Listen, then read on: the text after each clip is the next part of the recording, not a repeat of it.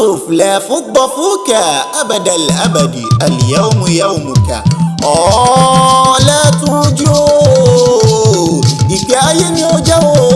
ọmọ lọ́jọ́ bí wọn ò gbé fúkú àwọn oníkìfáwo ọkùnrin tí ń sun ara fọkùnrin ẹgbẹ́ iṣẹ́ ní í ṣe ewì ìlọrin mo ní òní lọ́jọ́ bí rẹ ọjọ́ abínisáyé ọjọ́ bí tí dire èdùàní ni ó dire fẹ́ni ó bá fẹ́ ló jẹ́ ńlá dúkẹ́ ti kọ́líbán àmọ́ lóore àrágàtà ọgbọ́n fẹ́lẹ́dùà tó tún ní àmọ́ ọbẹ̀ ọlá ìfẹ́ o mo láti sọdún èyí náà àwọn náà là ó péjú sẹ̀mí wọ́n sàlámù aláyà mo tọrọ yẹ ọmọ òlìdìtù wọ̀yẹ ọmọ àmútù a ò ní bá wọn kú rèwerèwe àwọn tó bí wa àwọn náà ni wọ́n jèrè wa asẹ́ni lórí òní iṣẹ́ wa lórí orí wọlá oníṣẹ́ ńlá ọmọ ọlọ́jọ́ bí ó ṣe bí Ìlọrin nílé Ìlọrin àfọ̀njẹ́ lódùjiyọ̀ ọmọ awéríwẹ́nu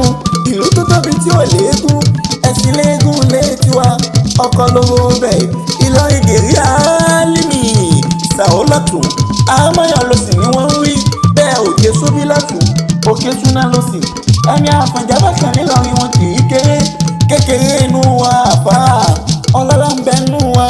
olówó ń bẹ nú wa ọmọ ọlọ́jọ́ bí ó mo láti péjú sọ́dún yìí ná àwọn náà là ó péjú sẹ̀mí nínú owó ọlá àìkú bá rí ọ̀rọ̀ orí wọlá oníṣẹ́ ńlá mọ̀ọ́mọ̀ bóun ní ìṣògbóhùn ẹ̀yìn ẹ̀wì Ìlọrin láyé ń pè mí ojúlárí ló jẹ́ yóò gbẹ́gẹ́ ayé kì í fẹ́ ní fọwọ́ ni bí ó bá sórí ẹni. a ò ní jì sọ́fìn orí wọlá oníṣẹ́ ńlá mọ̀ọ́mọ̀ kọ́lọ́sì fẹ́ ọ̀chá àti 07033285475.